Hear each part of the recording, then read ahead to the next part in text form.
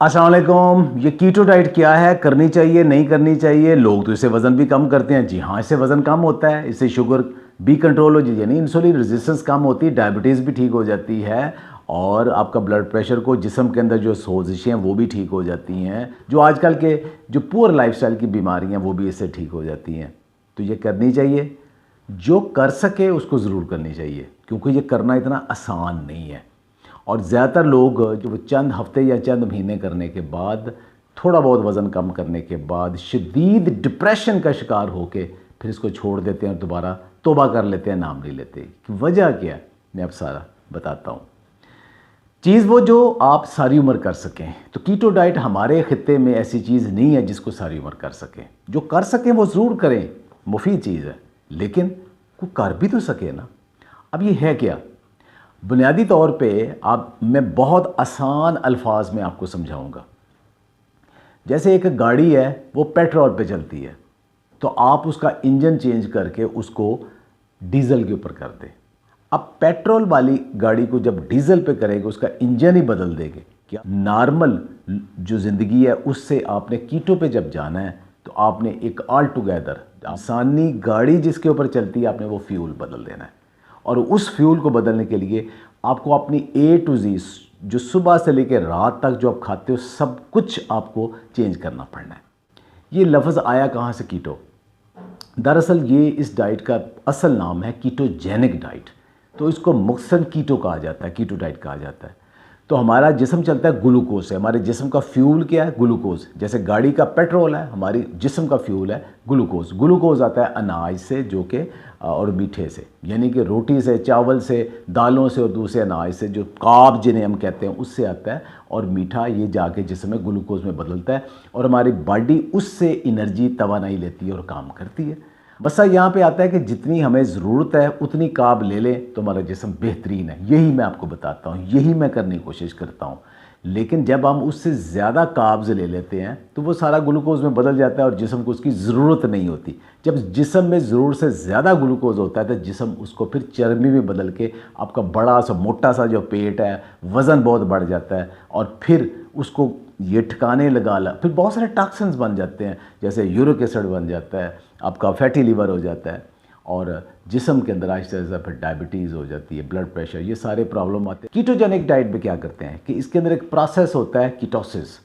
उस प्रोसेस के ज़रिए एक और मालिक्यूल बॉडी को फ्यूल एनर्जी देता है, वो कीटोन्स हैं। और वो क्या चीज़ है, वो कहाँ से आते हैं कि गाड़ी ग्लूकोज की बजाय चलाते हैं तेल से। जी हाँ, अब इंसानी गाड़ी जो है ना, आप अनाज या कार्ब की बजाय उसको चर्बी पे चलाते हैं। जी, घी पे, तेल पे, चर्बी पे बुनियादी तौर पे गाड़ी चलती है। बाकी जो मिनरल्स, विटामिन्स, प्रोटीन है वो दोनों तर्ज ज़िंदगी जो नॉर्मल है लो कार्ब डाइट और कीटो में एक जैसे चाहिए। लेकिन कीटो में होता है कि फ़ैट बहुत ज़्यादा लेना है। तो आम तौर पे हमारे यहाँ जिस बंदे का भी होता है कि उसने डाइटिंग करनी है, परहेज़ करना है, अच्छी लाइफ गुजारनी, तो वो फ़ैट बहुत कम कर देता है, घी कम कर देता है, मक्खन कम कर देता है, चर्बी कम कर देता है, ये सारी चीज़ें कम करता है। लेकिन कीटो डाइट में ये चीज़ें ज़्यादा कर दी जाती हैं। डेयरी से आपकी सबसे पसंदीदा चीज़ देसी घी और मक्खन और चीज़ है, पनीर। और जबकि बाकी आप जो गोश्त के ऊपर चर्बी है वो भी कीटो में बहुत लेके आते हैं।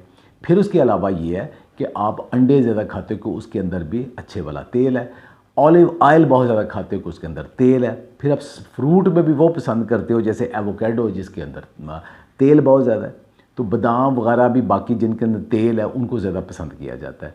बीज, अनाज, दालें बहुत कम। इवन सब्जियों में भी हर सब्ज़ी आप नहीं खा सकते। जो जड़ों वाली सब्ज़ियाँ हैं जैसे शकरकंदी है या आलू है, इवन शलजम है, इनको डिस्कस किया जाता है कि उनके अंदर कार्ब ज़्यादा है। तो ये सारी एक तर्ज ज़िंदगी डिफरेंट है। अब हमारे यहाँ प्रॉब्लम क्या है, अगर आपने किसी एक्सपर्ट के ज़रिए उसकी कंसल्टेंसी के साथ कीटो डाइट कर रहे हैं और आप इतनी डिटर्मिनेशन है कि आप लंबे अरसे तक कर लेंगे, तो आपका वज़न भी मेंटेन हो जाएगा, आपकी शुगर भी ठीक हो जाएगी। अगर आप खुद ही से करने की कोशिश करते हैं तो फिर ये प्रॉब्लम करती है, क्योंकि इसमें और दूसरा ये है कि जब आप पेट्रोल गाड़ी में आप डीज़ल डलवाएंगे या डीज़ल गाड़ी में पेट्रोल डलवाएंगे तो गाड़ी का इंजन का बेड़ा गर्क हो जाएगा, ना उसका फ़ायदा ना उसका फ़ायदा होगा, बल्कि इंजन में बैठ जाएगा। यही कीटो के साथ होता है।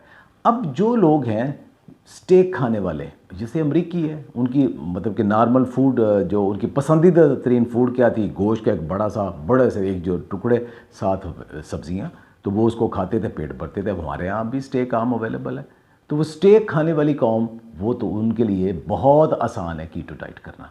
लेकिन रोटी चावल दालें खाने वाली जो कौम है, उनके लिए कीटो डाइट करना बहुत ही मुश्किल है। आपको अगर कहा जाए कि आपने रोटी नहीं खानी, तो ये आपको कहा जाए कि सिर्फ बादामों की रोटी बना के खा लें, तो आप ज़्यादा दिन नहीं खा सकते, ख़ास मुद्दत तक तो है। तो होता क्या है कि लोग कीटो करते हैं, महीना डेढ़ करते हैं, 2 करते हैं, थोड़ा वज़न कम कर लेते हैं, उसके बाद वो ऐसे मुतनफ़र होते हैं कि सारी उम्र दोबारा नाम नहीं लेते, चिड़चिड़े हो जाते हैं। मेरे पास पिछले 10 साल से जो लोग रब्ता करते हैं, जिन्होंने लो कार्ब, जो मैं जैसे बताता हूँ हेल्दी लाइफस्टाइल अडॉप्ट किया, आहिस्ता आहिस्ता आहिस्ता बहुत सेहतमंद और अपनी सारी बीमारियों पे काबू कर लिया। सैकड़ों नहीं हज़ारों लोग हैं पूरी दुनिया में जो अपना वज़न कम कर चुके हैं अल्हम्दुलिल्लाह मुझे फॉलो करके, जो अपनी डायबिटीज़ को कंट्रोल कर चुके हैं, आर्थराइटिस को कंट्रोल कर चुके हैं, ब्लड प्रेशर को कंट्रोल कर चुके हैं, मोटापे को कंट्रोल कर लिया उन्होंने।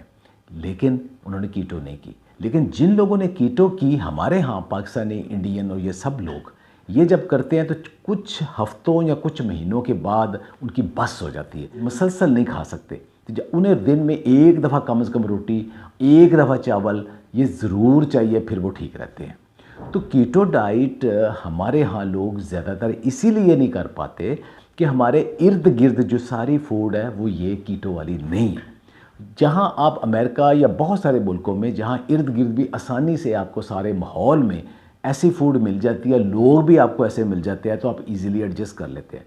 यहाँ क्या है कि सारी दुनिया तो वही रोटी चावल पराठे वो सब खाने वाली है, उसके अंदर एक बंदा कीटो डाइट पे चला जाए तो उसका सोशली तकरीबन वो सबसे अलग थलग हो जाता है, और उसको बहुत ही मुश्किल होती है कि वो सरवाइव कर सके। उसे मीठा चखना भी नहीं, फ्रूट भी सारे नहीं खाने, अनाज कुछ नहीं खाना, रोटी नहीं खानी, चावल नहीं खाने, दालें नहीं खानी, देखें फिर तो वो कैसे सरवाइव करेगा? तो वो सरवाइव ही नहीं करता, वो फ्रस्ट्रेट हो जाता है। लोग ताने देते हैं उसको, क्योंकि बचपन से उसका गट फ्लोरा इसी फूड के ऊपर बढ़ा है, उसका टेस्ट बड उसी के ऊपर वो पसंदीदा फूड है।